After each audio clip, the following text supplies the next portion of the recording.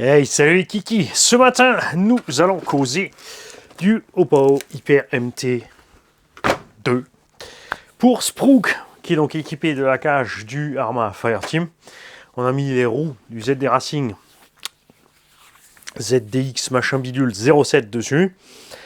Parce que j'avais envie de faire ça. Ça me plaît niveau look et tout. Pourquoi je le vends quand même? Parce que j'en ai déjà trop. J'avais juste envie de le faire. Je me suis fait plaisir à le rouler. Pour vous dire, j'ai même pas encore changé les huiles dessus. Donc Sprook, tu penseras qu'on est encore sur la graisse d'origine devant, derrière. Et je crois même encore au centre. Je sais même plus si j'ai sorti le central pour te dire. Non, je l'ai pas sorti, tu vois. J'ai pas voulu changer tout de suite les huiles parce qu'on a modifié l'emplacement des bacs aussi pour changer un peu l'équilibre, pour voir un petit peu ce qui se passe. Là, perso, vraiment, moi, me manque donc de l'huile centrale plus dure et avant plus dure, mais pas autant que ce que je ferais si c'était un MT, parce qu'on a les roues plus fines, donc qui glissent plus à l'accélération, ça mouline plus, donc tu peux mouliner plus facilement des cas de fer. Je le fais pas à ma sauce parce que Sprook le fera à sa sauce, modéliste confirmé, il sait faire, il n'y a pas de souci. Et c'est pas la peine que je fasse mes réglages. Et après, lui, de toute façon, il reprend derrière pour faire les réglages dont il est habitué. Comme ça, il est parti sur une base de base. Les huiles de suspension, par contre, sont aussi d'origine, mais j'ai agrandi dans chaque piston un trou parce que d'origine c'est trop raide. Alors bien sûr comme ça, comme il est là, c'est pas l'idéal pour faire des sauts, mais c'est une machine que j'ai pas fait pour faire des sauts, c'est pour rouler juste sympathiquement dans le gros terrain, dans la prairie ou autre. Donc on est très souple sur les suspensions. Vous avez vu, au début on avait roulé avec les suspects durs d'origine, c'était vraiment trop raide, même si ça aide bien sûr un peu sur la stabilité, mais avec l'huile plus souple, c'est beaucoup plus beau à voir évoluer. Ça n'empêche pas de faire des sauts quand même, bien évidemment. La machine a servi. Elle est donc rayée en dessous, parce que là, j'ai mis aucun skid plate, ni rien, ni machin. Le châssis, ça se bouffe avec les impacts et tout, mais c'est pas bien grave, c'est juste esthétique. Il a vu une fois un peu de gadou au Val d'Argent. La piste n'était pas encore tout à fait sèche quand on l'a sorti, donc je ne l'ai pas lavé à la flotte, parce qu'il n'était pas trempé non plus, et que comme il n'a pas encore été ouvert, voilà. Tu feras par toi-même si tu as envie de le nettoyer à fond. Il y a donc une ou deux vis sous le dessous, j'ai vu, qui est juste la tête qui a pris un petit peu de rouille. C'est comme toujours, tu mets un petit coup d'huile dessus, c'est bon. Perso, la roulette sur les MT, je la réduis à une seule parce que sur les Oppo MT, parce que normalement il y en a trois. Enfin, normalement, tu peux en mettre trois, mais ça fait un gros rouleau à l'arrière. Je trouve ça exagéré. Moi, je préfère largement comme ça. Ouais, si tu en mets deux parce que c'est plus stable ou n'importe, c'est à toi de voir. Mais si c'est pour avoir 3 roulettes ou 2 au cul, autant mettre 6 roues sur l'engin. Alors, façon de parler, exagérée bien sûr.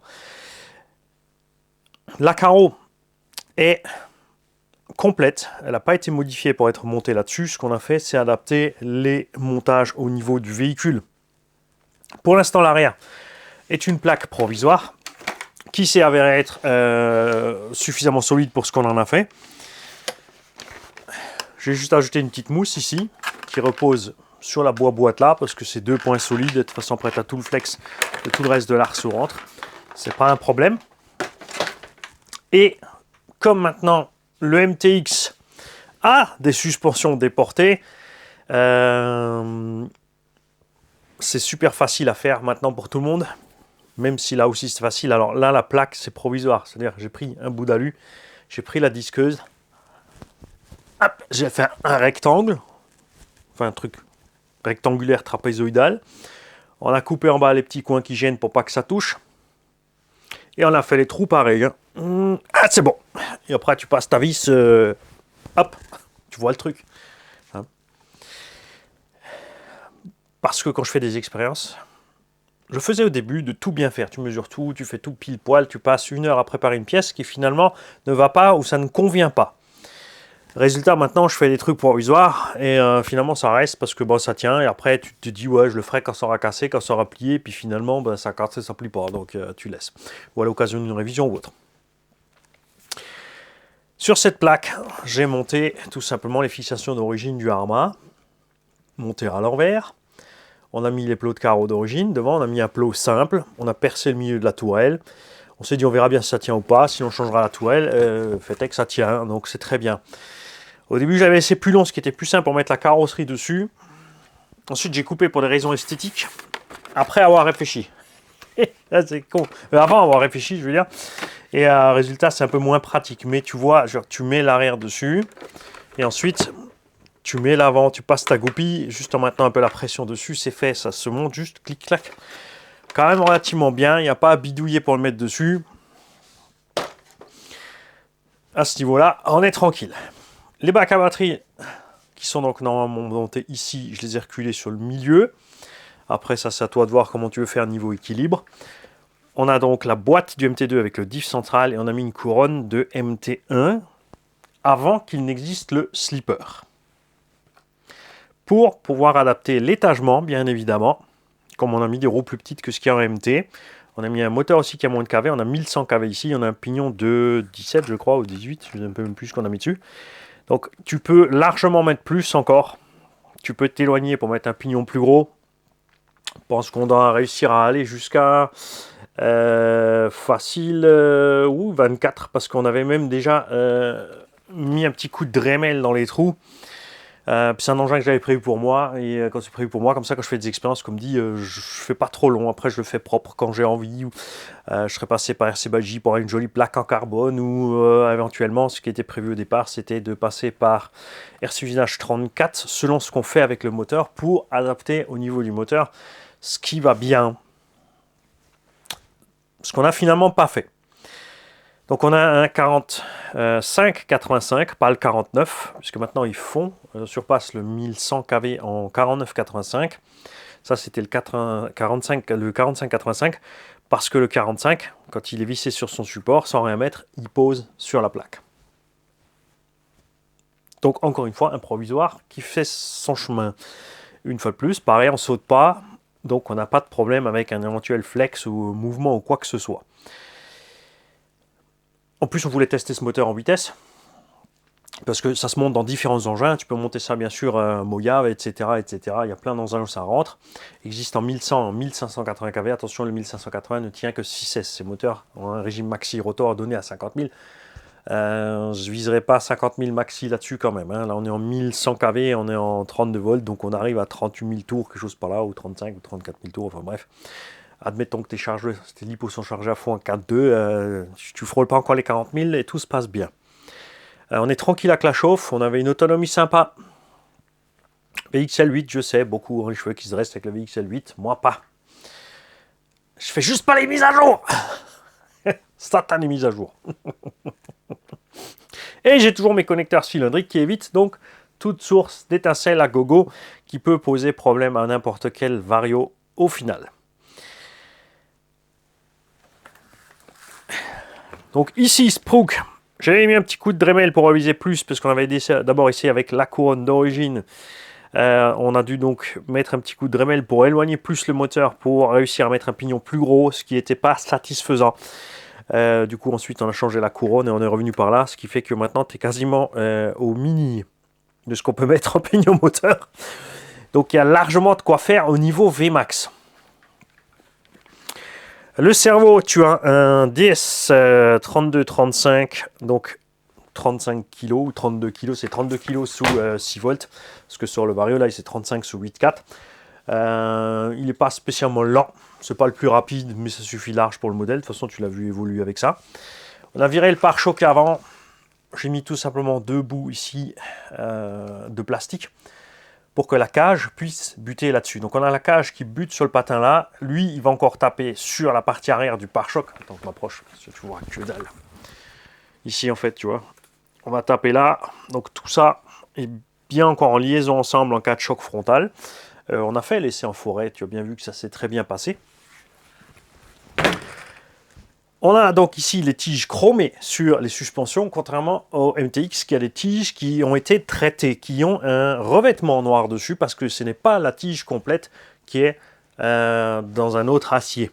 Un espèce de revêtement de traitement dessus qui, je vous le montrerai sur le MTX au fur et à mesure qu'on va rouler, vous allez voir, J'ai déjà un ou deux endroits avec les impacts où ça a tapé dessus, où ce revêtement a dégagé. Certains ont déjà cassé les tiges et prennent donc ensuite les tiges du MT2 tout simplement. Vaut mieux de temps en temps tordre une qu'en péter, c'est clair. T'empêche, non, si c'est pas trop tordu, ça t'empêche pas de finir ton run. Hein, selon le cas, tu peux redresser un petit peu et finir ta sortie. Au moins ça, parce que quand c'est cassé, ça a cassé. Alors bien sûr, il faudra en trimballer avec de secours au cas où aussi, mais voilà. C'est pas toujours le premier truc auquel tu penses à trimballer. Sur ce machin-là, avec les roues plus fines, vous avez vu que la direction donc, du ancien MT, MT2 ne pose pas de problème. Il faut savoir que la nouvelle se monte dessus sans problème. Mais tu peux pas juste acheter la barre de la carbone, la plaque en alu. Il faut acheter, bien évidemment, les deux colonnes de direction aussi.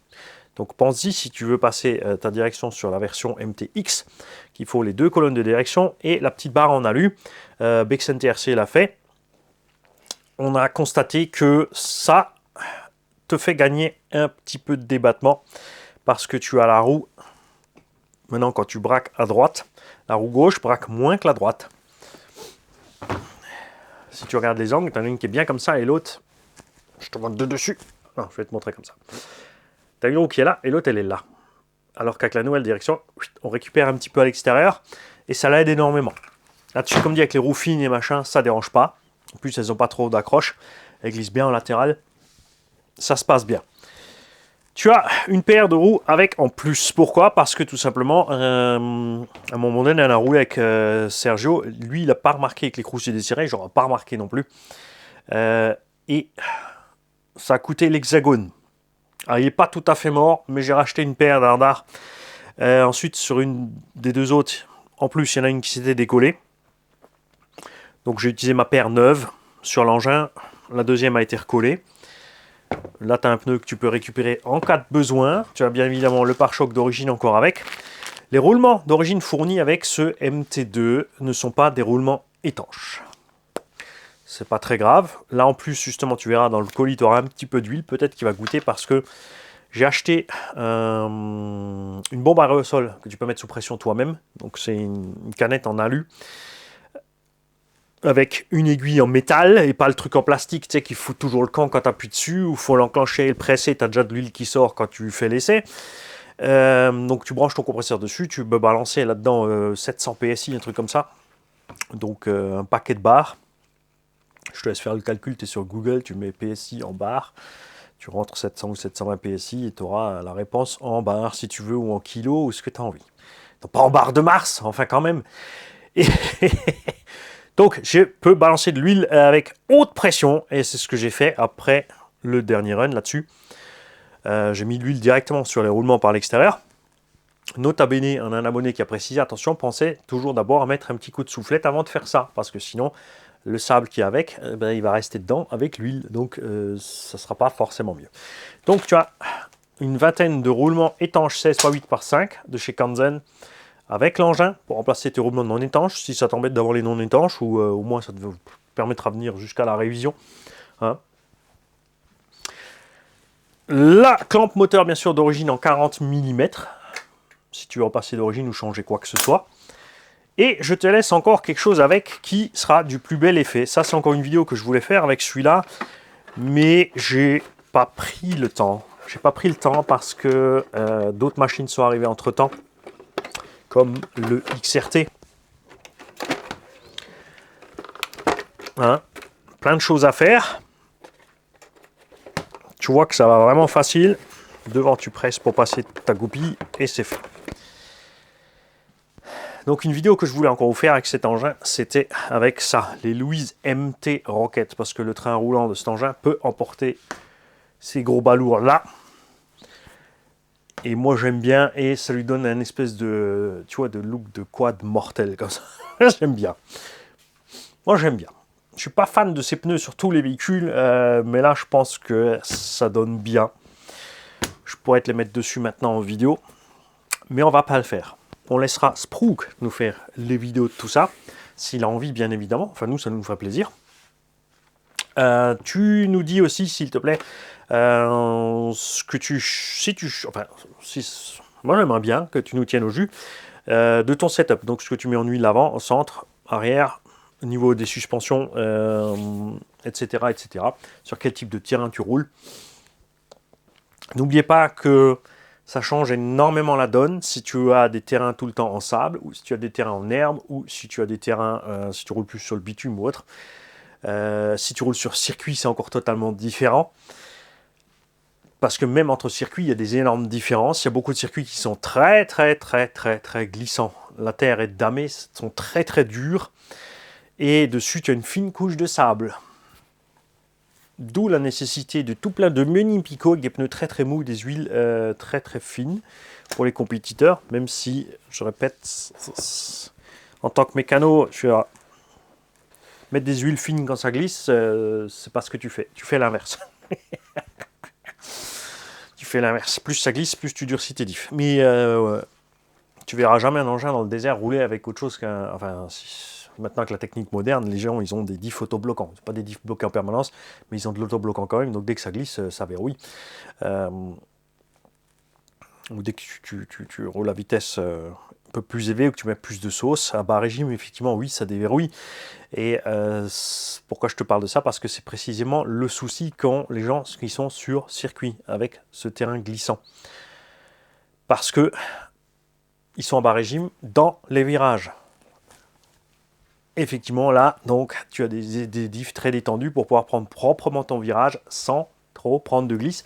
Parce que dès que tes huiles sont plus dures, ça va te sortir du virage. Et sur circuit, c'est pas du tout ce qu'ils veulent. Après, ils perdent forcément un petit peu à l'accélération parce que justement, ça mouline trop facilement gauche à droite. C'est pour ça qu'ils jouent des gaz. Pour chaque fois, avec le petit coup qu'ils mettent sur les gaz, que les roues reprennent les 4 petits coups de glissement et que ça parte de façon fluide. C'est pour ça que c'est un mystère pour moi pourquoi les diffs autobloquants, LSD, Torsen, etc. ne sont pas plus développés en compétition. Si c'est pour une question de prix, ça me paraît aussi tout à fait tordu vu ce que les mecs ils mettent en prix pour les châssis et les machins de compète. Il existe des diffs, bien sûr, de différentes marques qui sont très chères. On a du Tractile 180, 200, 250 € le diff pour un 8e. Après, tu n'en as pas besoin de 3. C'est déjà rien qu'au centre, t'en mets un, ça change déjà beaucoup la donne, ou au moins à l'avant. À voir. Il y a Obao qui fait le Torsen, pas adaptable dans cette base de châssis, ni si tu te poses la question dans le 8SC, le Hyper 9 ou le Hyper Star. Ou SC8, hein, tu vas arriver à le trouver. Hein. De toute façon, il n'y a plus que le Obao sur le marché en 8e. Donc que tu mettes 8SC ou SC8, si tu tombes sur le Team Asso, c'est que tu n'as pas le bon. De toute façon, il n'existe plus. Donc, et puis si tu en trouves encore un d'occasion parce que tu as tapé 8SC, tant mieux pour toi. Vous allez y arriver. C'est comme le XRT. Hein, si tu trappes Traxxas XRT ou TRI ou quoi RXT ou n'importe quoi. Ça change rien. Chez Traxxas, il n'y a que celui-là dans la gamme. Tu ne te tromperas pas de modèle ni d'échelle. Hein. Pas de panique. Donc voilà, là on en a dévié. C'est pour les histoires de diff. Donc les compétiteurs, les gens qui roulent sur circuit, qui sont parmi vous, dites-nous tout. Qu'est-ce que vous avez déjà tout essayé en diff? Est-ce que vous êtes resté sur le standard? Il y a le système donc LSD à glissement limité avec les plaquettes dedans. Donc tu as une plaquette qui est fixe au corps de diff. Tu as un disque qui est fixe au planétaire. Enfin, tu as 1, 2, 3 ou 4 disques. Tu crées une émission d'huile. Ces disques sont tous troués, donc il y a une émission d'huile qui se fait entre. Tu crées une pression qui pousse sur le planétaire et tu fais une espèce de verrouillage mécanique puisque tu réduis les jeux entre le planétaire et satellite. Il y a le système, enfin oui, il y a un autre système LSD. Là, c'est le croisillon qui se déplace. Donc tu as des petites plaquettes et des petits ressorts sur le croisillon. Ce sont tes satellites qui vont être comprimés contre tes planétaires. Ça fait la même chose, mais c'est de l'autre sens. D'un côté, tu as les planétaires qui réduisent les jeux sur les satellites. Et de l'autre côté, c'est les satellites qui vont se resserrer et se bloquer entre eux avec le planétaire. Là aussi, alors là, c'est par contre purement mécanique par gravité. Tout simplement, gravité-inertie. L'autre avec les plaquettes à émulsion, c'est un effet hydraulique puisque c'est bien l'huile qui fait l'émulsion, le machin. Je ne sais pas si on appelle ça vraiment un effet hydraulique. Comme toujours, je vous dis tout ça pour qu'on en parle. Ce n'est pas une vérité. Peut-être que je sais la vérité et que j'attends les commentaires, comme sur le coup de la transmission. où j'en attends encore plein. Il y en a 5 qui ont réagi sur les étagements de transmission. Les autres, ils sont partis.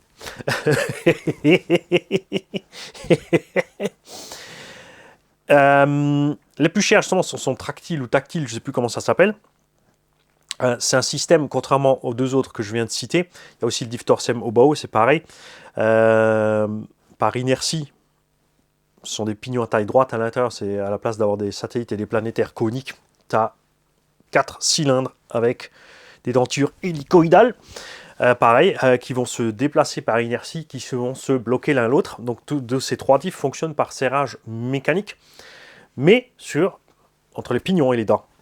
Donc, au fur et à mesure, une usure. Bon, elle est quand même relativement moindre, ça va. Selon l'huile que tu remplis à l'intérieur, tu changes la réaction. Hein, tu peux aussi changer le nombre de plaquettes ou le système de plaquettes ou n'importe quoi sur certains. Il y a, je crois, X-Ray qui fait une option comme ça intéressante. Il me semble avoir vu une fois rapidement quelque chose à ce sujet-là. Donc ceux qui savent, balancer dans les coms. Si vous avez vu le système X-Ray, je ne sais pas si c'est juste un LSD, c'est juste aussi les croisillons qui se déplacent dedans. Le système tractile, quant à lui, est le plus complexe. Il y a le plus de réglages possible dessus. Mais c'est pour moi mécaniquement le plus abouti. Puisque tu freines le planétaire, mais pas par les dents. En fait, tu freines la partie cylindrique arrière. C'est comme un frein mécanique, c'est comme un tambour. Enfin, c'est un tambour de frein, ça n'a rien à voir. C'est la mâchoire qui va bloquer le tambour. Et là, tu vas avoir un système similaire. Tu as un cône au cul du planétaire, un contre-cône bien sûr sur la pièce qui vient dessus. Et donc, on a un freinage mécanique entre ces deux pièces sur les cônes qui n'influent donc pas sur la pression sur les pignons. C'est donc le plus durable. Chacun fonctionne un peu de façon différente. Tu as certains diffs qui vont verrouiller plus ou moins vite. Tu en as certains qui vont se déverrouiller ici tout seul dès que la pression relâche. Il y en a certains où il faut mettre un petit coup de frein avant pour qu'ils réussissent à se débloquer. Après, ça dépend aussi bien sûr de tes réglages. Donc tous ceux qui maîtrisent le sujet, les mecs, on vous attend dans cette vidéo dans les commentaires. Quels sont les différents systèmes que vous avez pu voir, que vous avez pu tester. Si tu n'as jamais rien testé, mais tu as trouvé plein de trucs parce que pendant qu'on parle ici, tu es allé faire une recherche Google pour te renseigner ce qui est le but de ces vidéos, je rappelle. Je ne suis pas là pour te servir tout sur un plateau. Le but, c'est que tout le monde cherche un petit peu, se fasse ses idées. Pourquoi? Parce que si je te sers tout sur un plateau, il n'y aura que les gens qui vont me dire j'ai compris, j'ai pas compris. Il y en a qui vont poser 2-3 questions pertinentes, c'est sûr. Il y aura des questions moins pertinentes, mais elles seront toujours bienvenues quand même. Mais ce que je ne saurai jamais, c'est comment vous comprenez la chose. Quand vous faites vos propres recherches, vous allez me partager ce que vous avez trouvé. Vous allez me l'expliquer à votre façon. Et moi aussi, je vais mieux vous comprendre. Il peut arriver effectivement que tout le monde ne se comprenne absolument pas dans ce cas-là. Parce que moi, j'ai ma façon de voir les choses. J'ai ma façon de l'expliquer. Avec mon ressenti, mon expérience. Vous avez la vôtre. Et c'est à ça que ça sert. Quand on s'y met tous, c'est qu'on arrive finalement à se comprendre. Tout ça sans trop partir dans des détails super méga techniques où on va paumer tout le monde. On a dernièrement aussi un débutant qui s'est mis sur la chaîne. J'ai supprimé son commentaire, il est bloqué parce que tout simplement, il est parti tout de suite. Il n'a jamais commenté la chaîne. Le gars, il débarque et il nous a insultés dans tous les sens. Ce qui prouve donc d'un grand manque d'intelligence. Tu es un benet. Et je sais que tu sais qui tu es. C'est vraiment pas malin du tout d'arriver comme ça parce que tu peux arriver, tu peux expliquer la situation. Ensuite, on t'expliquera de l'autre côté. Parce que le fait est que ce débutant est arrivé, il a dit « Ouais, c'est une chaîne de gna gna gna gna gna, et débutant gna gna gna gna gna gna ». Il y a 7000 vidéos. Il y a des chaînes, il y a des vidéos pour les débutants, il y en a plein. Il y a même des trucs spécifiques comme le coin du débutant, le coin du dépanneur. Ensuite, évidemment, quand je fais une vidéo avec le XRT ou le Sledge et que j'y vais fort et ensuite j'ai des montres derrière, c'est pas spécialement débutant, mais les termes utilisés sont pour les débutants. La méca qu'on a fait dedans, effectivement, pas forcément totalement. J'ai jamais dit que débutant, tu dois aller sur un skatepark avec ta caisse, la rosser et ensuite la démonter totalement. Écoute bien écoute bien dans les vidéos parce que je le dis, il y a 7000 vidéos, il y en a une partie pour les débutants, il y en a une partie pour les intermédiaires. On fait rien pour les confirmer parce que le confirmé, qu'est-ce que j'explique un confirmé? Il est confirmé. C'est l'inverse. C'est le témoignage des confirmés qu'on veut. Tout simplement. Donc, je t'invite à revoir ce que tu as dit et la stupidité avec laquelle tu es arrivé et l'arrogance et les insultes à gogo. Et aussi bien lire, par exemple, aussi ce personnage a craché sur le groupe Facebook violemment parce qu'il n'a pas lu les règles. Le groupe Facebook du garage n'est pas dédié aux débutants. Des groupes pour débutants, il y en a plein. Il est dédié à ceux qui suivent la chaîne. Les débutants, bien sûr, sont bienvenus, mais ce n'est pas dédié à eux. On n'est pas là pour vous changer les couches sur le groupe Facebook, c'est pas là pour ça. C'est du partage, il y a du coup de main quand tu as fait des recherches et que tu es coincé. Quand tu envoies la photo d'une vis et tu demandes quelle taille fait la vis, tu te fais rembarrer. Ça, c'est clair. Si tu es là pour faire ton autopromotion, c'est pareil, tu dégages. Il y a plein de choses comme ça. Les règles sont vraiment très claires. Les débutants, c'est ici, sur la chaîne, dans les commentaires. N'importe quel débutant peut poser n'importe quelle question. Parce qu'il n'y a pas que moi qui réponds, on est plein. Si les pleins n'ont pas répondu, moi je passe par là, je réponds. Il faut juste parfois être un peu patient. Parce que c'est le genre de personnage aussi qui va poser 10 questions, enfin la même question sur 10 groupes parce qu'il veut la réponse tout de suite pour lui. Il faut qu'on lui réponde, il faut qu'on l'aide maintenant. Mon gars, si tu veux fonctionner comme ça dans la vie, reste tout seul dans ton coin parce que les gens vont vite arrêter de t'aider. Il n'y a pas le temps pour les gens qui veulent qu'on leur change les couches. Je ne suis pas une halte garderie. J'ai de la patience, mais il ne faut pas pousser le bouchon. Si tu avais été intelligent, comme tu penses l'être, tu n'aurais pas insulté, tu aurais posé une question décente, tu aurais expliqué ton problème, tu aurais demandé pourquoi, et ensuite tu aurais écouté notre point de vue qui t'aurait aidé à comprendre « Ah ok, d'accord ». Toi, tu es arrivé là, parachuté comme ça au milieu, et tu estimes que tout le monde doit tout faire pour toi et t'aider. Tu es un sale petit égoïste, et je le répète, ton intelligence doit se situer entre une huître et une palourde, vu ce que tu as écrit. T'as pas fait de faute, tu as écrit du bon français, mais c'est pas pour ça que tu es intelligent. Faut pas tout confondre. Allez, je veux dans les commentaires, les kikis, tout savoir sur tous les systèmes de diff que vous avez pu voir, rencontrer en RC, ou que vous avez pu dénicher pendant qu'on papote. Ciao les kikis.